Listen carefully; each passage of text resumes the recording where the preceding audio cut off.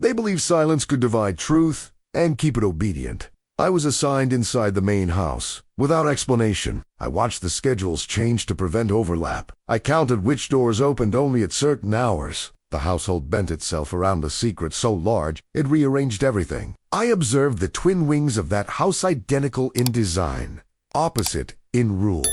One wing followed daylight. The other lived behind curtains that never opened. The symmetry was deliberate.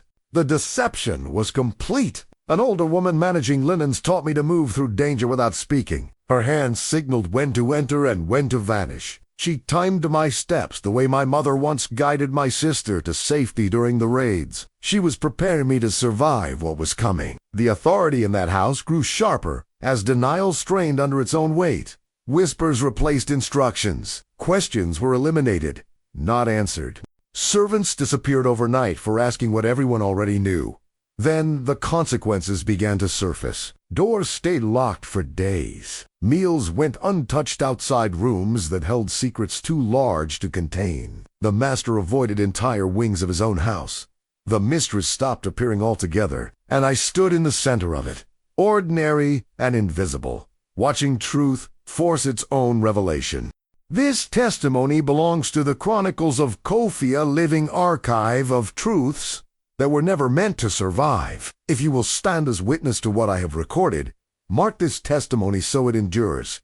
Signal that you recognize what was hidden. Speak your judgment or reflection below. So, this record is not left in silence. I am still here because I remembered what my grandmother told me the night before they took me.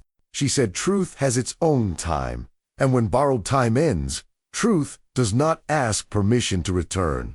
The reckoning came, but here is what they never expected when truth returned. It chose its witnesses without asking. So I ask you now, when power buries what it fears, who decides when the digging begins? I'm assigned inside the main house on a Tuesday morning. No one explains why! The overseer points at the door and walks away. I step inside. The air smells different here. Polished wood. Lamp oil. Something floral I cannot name. Beeswax, maybe. The scent clings to my clothes immediately. I am moved between tasks without pattern. 1 hour I carry water jugs to the upper rooms. The next, I sweep hallways that seem endless. Then I am sent to polish brass fixtures in rooms I have never seen before. The schedules change. I notice this. First, when I arrive in the East Wing, another servant leaves through the back door. When I finish in the library, someone new appears to take my place. We never overlap. We never speak. Our eyes do not meet. I observe which doors open only at certain hours. The study opens at dawn. The parlor only after breakfast. The rooms on the second floor stay locked until someone I never see unlocks them from inside. The white man thinks silence means obedience. He is wrong. Silence means I am counting. I count steps between rooms. I count how many people enter the study before noon. I count which windows stay curtained, even in daylight. I count how many servants work here and how many I am allowed to see. I remember my father teaching me to track animals in the forest. You watch where they walk. You watch where they refuse to walk. The empty spaces tell you more than the footprints. This house has empty spaces everywhere. Hallways that should be used sit dark.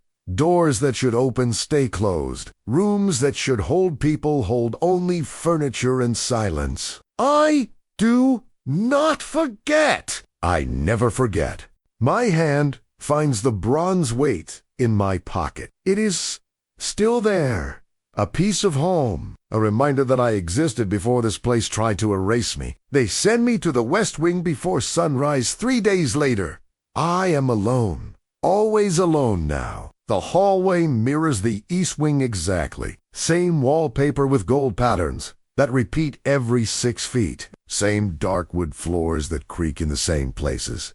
Same number of doors, 8 on each side. But the rules are different here. In the East Wing, I knock before entering. In the West Wing, I am told to enter without sound. In the East Wing, curtains stay open during the day. In the West Wing, every window is covered with heavy fabric that blocks all light. The symmetry triggers something in my memory. In my land, this meant deception. I remember the festival of twin masks. One mask smiles. One mask weeps.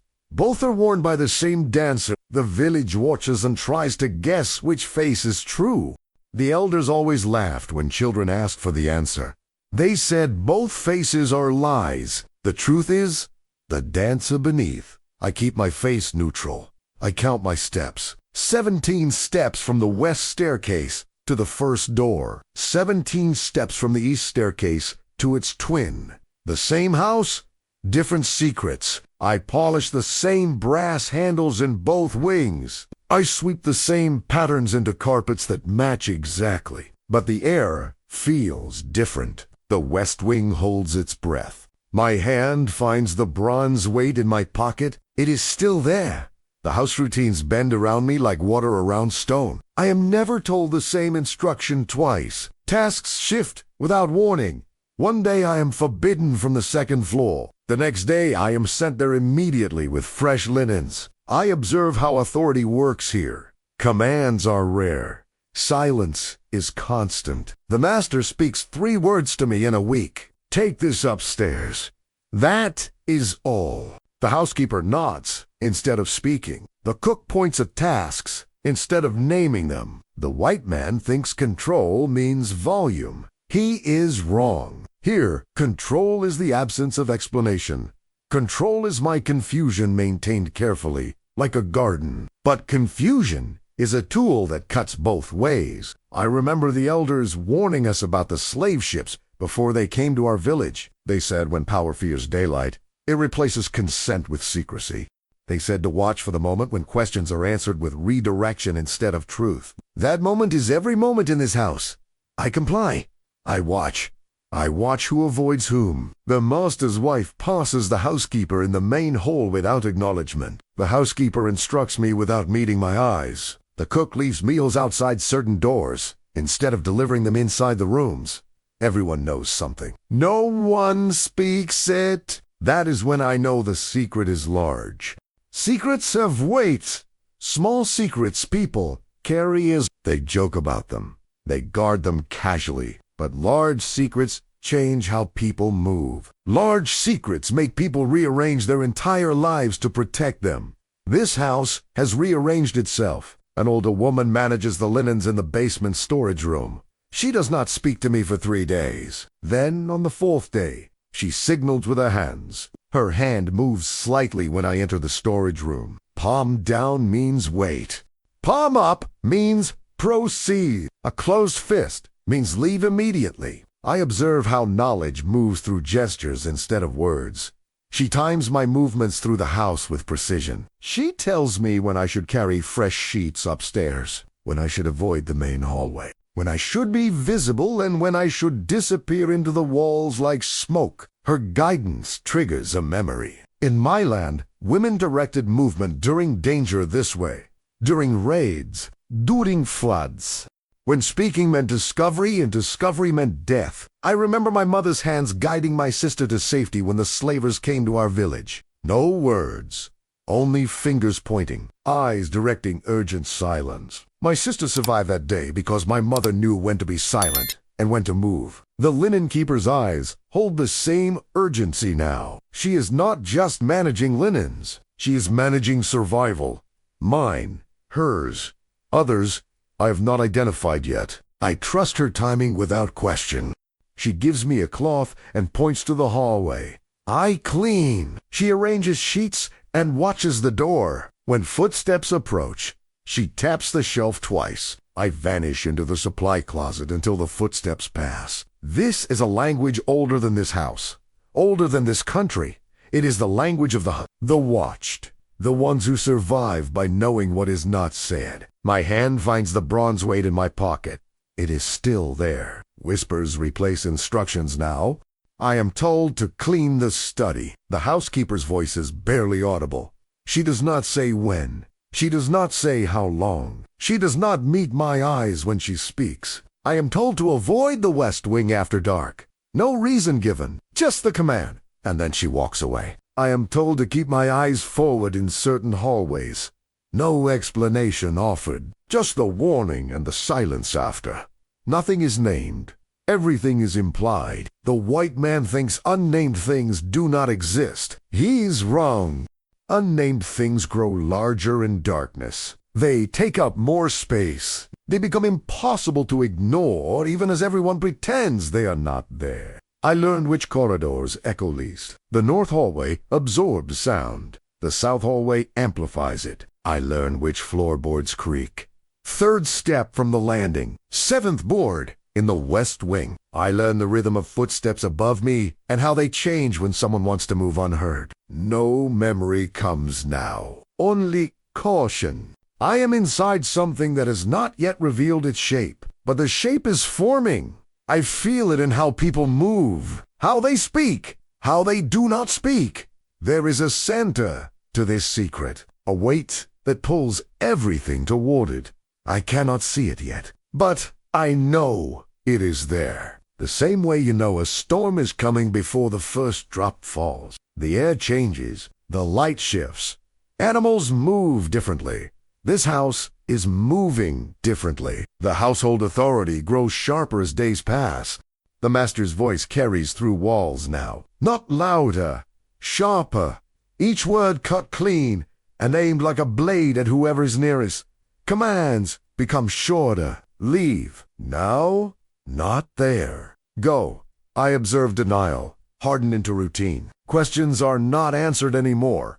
They are eliminated. When a young servant asks why the West Wing is locked during the day, she is reassigned to the fields the same afternoon, gone before sunset. When the stable hand asks about changed schedules, he is sent to a neighboring plantation 20 miles away. I watch him leave with his few belongings in a cloth sack. The pressure recalls a story from my childhood. In my land, a chief pretended his granary was full when everyone knew it was empty. He refused to acknowledge the shortage. He punished anyone who mentioned hunger. He posted guards at the granary to maintain the illusion of abundance. The elders said he believed if he kept his face stern enough, reality would bend to match his expression. It did not. When the dry season came, denial could not be eaten. The village starved, while the chief's pride remained fed. Children died while the chief insisted everything was fine. I wait. I record patterns. The master avoids the West Wing in daylight. The mistress avoids it entirely now. But someone enters at night. I hear the door. I count the minutes before it closes again. 43 minutes on Monday. 38 on Wednesday. 22 on Friday. The time is decreasing. Whatever is happening is accelerating. Denial has a rhythm. I learn to predict it. I exchange a look with the linen keeper in the hallway outside the storage room. No words. Just eyes meeting for 2 seconds while she hands me fresh towels. In those 2 seconds, I observe understanding pass between us like a current. She knows I see what she sees. I know she has protected me by controlling where I go and when. We both know what we cannot say. The look recalls something specific from home. In my land, chosen kinship is stronger than blood sometimes. During the raids, families were scattered across the coast like seeds. New bonds formed under risk. We learned to recognize each other by stillness instead of speech. Survivors know each other by what they do not say. That is what I see in her eyes. Chosen kinship formed under pressure. The bond of people who witness the same truth and must stay silent about it to survive. We agree without speaking. We will move slowly. We will protect what can be protected. We will not name what cannot yet be named. She touches my shoulder briefly when she passes. 1 second. Warm hand. Gone. In my land, that touch means I see you. You are not alone. My hand finds the bronze weight in my pocket. It is still there. I pause before continuing this account in my mind. I acknowledge the danger of speaking what was never named aloud. Ivan memory. Ivan to myself. But silence is not the same as forgetting. Silence is strategy. Forgetting is surrender. I remember the elders saying the truth of a thing lives, whether you call it by name or not. They said power fears witnesses more than accusations. Anyone can accuse. Only witnesses can prove. I am a witness. Time itself becomes the transition now. Days pass differently. Not faster or slower. Heavier. Like carrying water in a cloth that is slowly tearing. You know the bottom will give you. You just do not know when. The house feels like breath held too long. Eventually, the body forces you to exhale. Eventually, something breaks. That is when I know the secret is about to force its own revelation. Changes inside the house become impossible to miss. By the second week, the master's wife moves through hallways like someone navigating fog. Her steps are uncertain. Her hands grip furniture as she patters. Tables, chair backs, door frames. She steadies herself constantly. I observe concern replace confidence in small gestures. Doors that would open now stay closed. The parlor, the music room, the dining room some days. Curtains that were drawn back now cover every window on the second floor. Meals are delivered on trays instead of served in the dining room. The master eats alone in his study. The mistress eats in her chambers.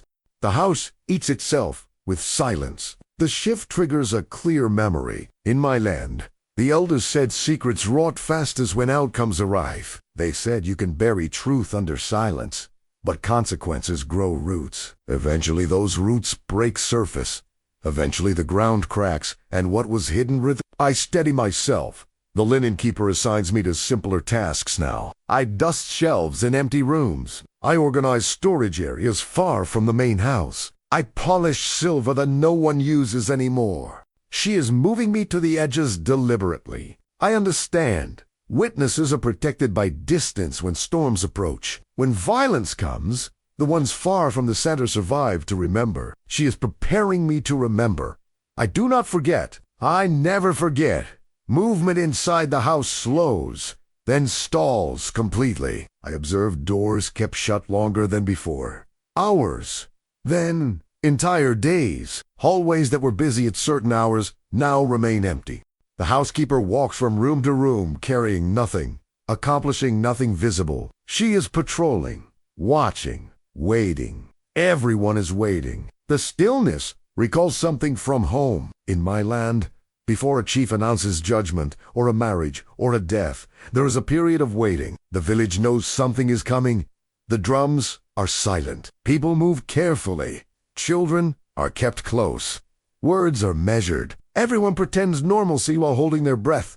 That is what I see here. Pretended normalcy stretched thin over dread. The fabric is transparent now. Everyone can see through it. But we all maintained a pretense because the alternative is acknowledging what we know. I do nothing. I remain visible where I am expected. I complete tasks slowly and thoroughly. I am ordinary. The white man thinks stillness means acceptance. He is wrong. Stillness means preparation. My hand finds the bronze weight in my pocket. It is still there. The linen keeper pulls me aside in the storage room on a Thursday morning. "Be ordinary," she whispers. Her voice is urgent but controlled. "Where I expect you? Be ordinary." I nod once. I observe how normalcy can protect more than hiding. Disappearing draws attention, questions, searches. But being exactly what is expected makes you invisible. Her counsel echoes village strategies I remember from childhood. In my land, during the raids, those who ran were chased. Those who hid were searched for. Hunters know the patterns of fear. They know where frightened people hide. But those who continued their work, who stayed ordinary in extraordinary moments, were often overlooked. The woman still grinding grain, the man still mending nets, the child still carrying water. Slavers look for disruption. They look for fear made visible. They look for running. Ordinary as armor. I adjust my posture immediately. I adjust my pace. I become what this house expects from me. Silent, steady, unremarkable. A tool that performs its function without thought or resistance. The white man thinks he is watching me. He is wrong. I am letting him believe he sees everything, while I remain unseen in plain sight. Questions circulate without answers, now in the kitchen and the corridors. Servants whisper in the pantry when the housekeeper is out of hearing. I catch fragments. How long? What will happen? Who knows the truth? Did you see her? Did you hear him? No one answers. The housekeeper silences speculation with a single look. Final. I observe denial strain, under its own weight like a rope pulled from both ends. The master's study door stays closed for 3 days straight. Meals are left outside on a tray. The trays return barely touched. Cold food, untouched water. The mistress does not appear at all anymore. Not in the hallways. Not in the gardens. Not anywhere I am sent to clean. No memory comes now. Only consequence approaching, like whether you can smell before you see. You cannot stop it. You can only brace for impact. I remain where eyes can find me. I complete every task assigned. I speak when spoken to. I show nothing on my face. Nothing in my movements. That is when the key memory arrives. I am polishing brass in the main hallway when it hits me. The memory comes complete. Whole. Like opening a door and finding a room fully furnished. I remember my grandmother's words, the night before the slavers took me from our village. She held my face in her hands. Her palms were rough and warm. She looked into my eyes and said, "Truth has its own time. Lies have borrowed time. When borrowed time ends, truth does not ask permission to return. It comes like rain, like birth, like death. It comes. I am standing in a house built on borrowed time. The truth is coming. I feel it in the silence that no longer feels like control. I feel it in the doors that stay closed because what is behind them cannot be hidden much longer. I feel it in how the master's footsteps sound different now. Heavier, slower, like a man walking towards something he cannot avoid. My hand finds the bronze weight in my pocket. It is still there. Solid. Real. Proof that I existed before this. Proof that I will exist after. And I know with the certainty my grandmother gave me that last night that what happens next will not be stopped by silence or power or locked doors. The reckoning is already here. It is just waiting for someone to open their mouth, for a door to swing wide, for a curtain to be pulled back. The borrowed time is ending. The truth is coming like rain. Private meetings multiply inside the master's study by the 3rd week. I observe the pattern. The doctor arrives before dawn. He leaves through the side entrance. The master's brother comes at noon. He stays for hours. The lawyer arrives after dark, carrying leather cases that look heavy. None of them use the front door anymore. I count their arrivals and departures from the window while I polish silver in the dining room. 3 visits on Monday, 5 on Tuesday, 7 on Wednesday. The frequency is increasing. The secrecy is tightening. I observe fear of exposure replace control in every gesture. The master's hands shake when he opens doors. Now, the housekeeper checks hallways twice before speaking. The cook prepares meals and leaves them without waiting to see if they are accepted. Everyone is bracing. The fear recalls something from home. In my land, I watched a chief cornered by outcomes. He denied 4 seasons. He had promised rain. He had performed ceremonies. He had blamed others when the sky stayed empty. But when the crops failed and children began to die, his authority crumbled like dry earth. The elders said power never pays its debts evenly. The chief kept his title. The village paid with their lives. I keep to my duties and listen. Voices carry through walls when people forget to whisper. I hear fragments, impossible to hide, must be resolved before anyone discovers. What will people say? The white man thinks walls contain sound. He is wrong. Fear makes people careless. Desperation makes them loud. Whispers harden into decisions by Thursday. I am cleaning the hallway outside the study when I hear the master's voice cut through the door. It will be handled, he says. Quietly, the lawyer responds, but I cannot hear the words. Only the Tony resign. Tired? She will be sent away, the master continues. Before the month ends, I freeze with the cloth in my hand. I observe blame begin its search for a target. The moment recalls warnings. I heard, as a child, the elder said, when power makes mistakes, it never confesses. It transfers. Someone pays, someone always pays. But it is never the one who created the debt. I prepare for displacement. That night, the linen keeper finds me in the storage room. She does not speak at first. She folds sheets that are already folded. She rearranges supplies that do not need rearrangement. Then she says quietly, "You will be reassigned tomorrow."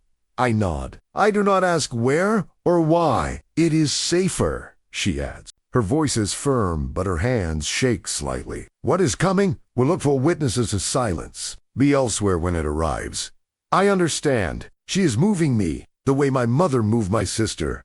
Away from the center. Away from the violence. In my land, this is how women save what they can when they cannot save everything. The linen keeper arranges my reassignment quietly before dawn on Friday. I am sent to the outer kitchen, then to the tobacco barn, then to the fields on the eastern edge of the property. Each move takes me further from the main house. I observe protection disguised as order. No one questions it. The overseer nods when he is told. The field supervisor assigns me to clearing brush along the fence line, work that keeps me visible but distant. Her action recalls elders shielding witnesses by moving them early. In my land, when trials were coming or violence was planned, the wise ones moved children and witnesses to neighboring villages. They called it visiting family. They called it helping with harvest. They called it anything except what it was, survival through relocation. I accept the reassignment without comment. I do not ask questions. I do not look back at the main house as I walk toward the fields. My hand finds the bronze weight in my pocket. It is still there. Silence breaks into instruction by the weekend. I hear from other field workers what is happening at the main house. A young woman they do not say her name is being sent north. A cousin's household, they claim. A better opportunity. The language is careful, rehearsed. I observe the house choose survival over truth. No one asks why she is leaving. No one asks why it is sudden. No one asks about the timing or the secrecy or the doctor's visits that preceded the announcement. The memory of my grandmother's words withdraws slightly. Not gone, just waiting. The white man thinks distance erases witness.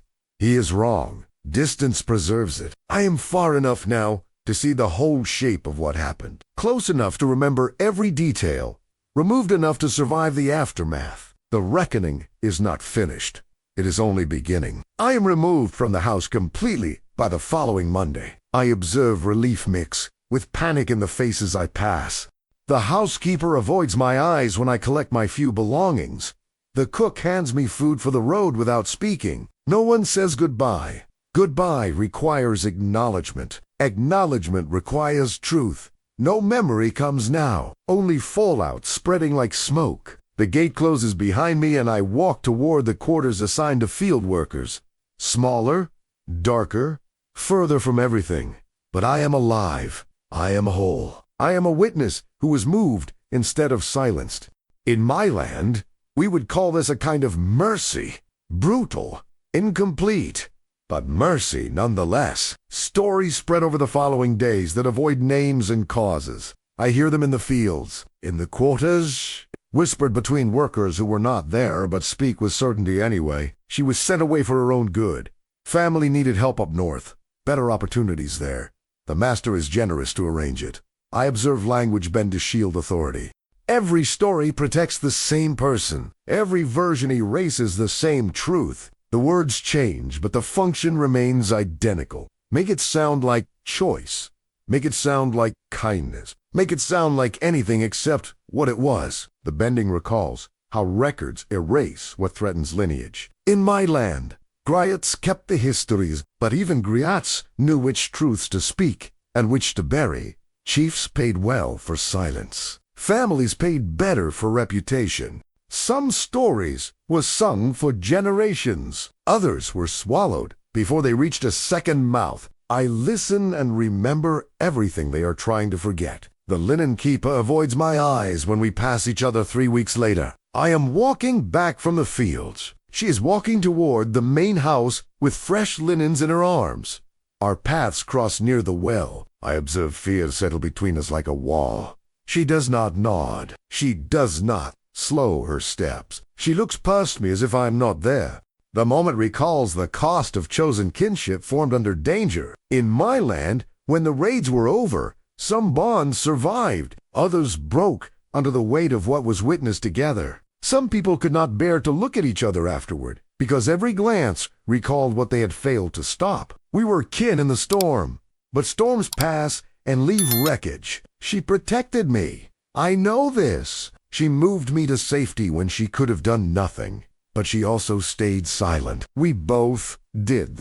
We say nothing as we pass. The silence is louder than words. My hand finds the bronze weight in my pocket. It is still there. Schedules and servants are reorganized over the next month. Workers are shuffled between houses, so miadi so. Some are sent to distant fields. The overseer walks through the quarters with new assignments written on paper he does not show us. I observe power rearrange itself to endure. The main house replaces half its staff. New faces appear who do not know what happened, who do not know what questions to avoid, who believe the silence is normal. The white man thinks new people erase old truths. He is wrong. Truth does not need believers to exist. No memory comes now, only proof. I am still here. I remember every face, every door, every whispered instruction. Every moment the house bent itself around a secret it could not contain. Silence becomes policy, but policy cannot rewrite what occurred. Consequences appear in guarded movements and guarded faces throughout the autumn. The master ages faster than months should allow. His hair grays at the temples. His shoulders curve forward. He walks through his own house like a visitor who no longer belongs. The mistress returns to public view, but moves carefully, calculated, every step measured, every word chosen. I observe truth living outside words, in their bodies and their eyes. The sight recalls village warnings, fulfilled too late to prevent damage. In my land, the elders said some chiefs learn wisdom only after their mistakes bury them. They said you can deny truth to others, but you cannot deny it to your own flesh. Your body remembers even when your mouth lies. The master's body remembers. The mistress's body remembers. I carry what they are trying to forget. Blimlands away from its source as winter approaches. The young woman who was sent away is spoken of now with judgment. I hear the words in passing. She should have known better. These things happen when people forget their place. Probably for the best that she is gone. I observe punishment masquerade as order and wisdom. The white man who created the situation is never named. His choices are never questioned. His authority remains untouched. But the woman whose name I never learned, whose face I never saw, carries the weight alone. The injustice recalls elders saying truth always charges interest. In my land, debts that go unpaid in one generation come due in the next. The harvest stolen today is the famine that arrives tomorrow. The violence committed in darkness becomes the curse that haunts in daylight. They think they have escaped consequence by reassigning blame. They are wrong. I endure because I know debts do not disappear. They transfer, they accumulate, they weigh. Time passes and the house resumes its rhythm by the new year. Routines return. The master conducts business. The mistress receives visitors. The household runs as if nothing occurred. I observe memory persists where records fail. The official story is written now. Neat, clean, designed to answer questions before they are asked. But I remember the real sequence, the changed schedules, the midnight meetings, the doctor's visits, the doors that stayed locked, the fear that rewrote every routine. The lesson settles into my bones like cold. In my land, griots say the same thing in different words. They say, power writes history, but witnesses write truth. History serves the ones who survive with their authority intact. Truth serves the ones who could not speak. I am a griot. Now whether I intended to be or not, I remember for those who cannot, for the linen keeper who avoids my eyes, for the young woman sent away whose name was erased, for every servant who was moved or sold or silenced. My hand finds the bronze weight in my pocket. It is still there, heavier now. Or maybe I am just more aware of its weight. I pause before ending this account in my mind. I know the danger. Speaking carries risk. Remembering carries risk. Even thinking these thoughts in careful sequence is a kind of rebellion. But I also know what my grandmother taught me. They believed silence could divide truth and keep it obedient. They believed if they scattered the witnesses and rewrote the story and enforced the quiet, the truth would stay buried. It did not. Truth does not obey the same rules as people. Truth does not care about power or position or carefully constructed narratives. Truth exists, whether it is spoken or not. And truth chose its witnesses without asking permission. It chose the linen keeper who moved me to safety, even though it cost her peace. It chose the servants who whispered in kitchens and carried knowledge in their silence. It chose me, standing in hallways with cleaning claws and counting steps and doors in minutes. When truth returned, Dan, it always returns. It came whole, not scattered, not obedient, not divided. Whole it arrived in a master's aging face, in the mistress's careful steps, in the reorganized household that still carries the shape of what it is trying to forget, in the stories that bend language to breaking just to avoid saying what everyone knows. Truth came like rain, like birth, like death, inevitable. And I am still here, still breathing, still remembering, still carrying the bronze weight in my pocket. That proves I existed before this place and will exist after. They thought they could bury what happened by burying the witnesses. But I was not buried. I was moved, and movement is not the same as erasure. I remember the twin wings of that house. I remember the doors that opened only at certain hours. I remember the fear that replaced control. I remember the young woman sent away whose name I never learned but whose story I carry. I remember because that is what witnesses do. We remember when records lie. We remember when we remember when silence is enforced and truth is denied and consequences are redistributed to protect authority. We remember. And one day maybe, not today, maybe not in my lifetime, someone will ask what really happened in that house during those weeks when schedules changed, and doors stayed locked, and a young woman disappeared. When they ask, this testimony will be waiting, not in their records, not in their carefully constructed stories, but in the memory of those who witnessed, in the hands that signaled danger, in the steps that were counted, in the bronze weight carried in a pocket through every reassignment and every silence. The truth is here, whole, waiting. My grandmother was right. Truth has its own time. And when borrowed time ends, truth does not ask permission to return. It simply comes.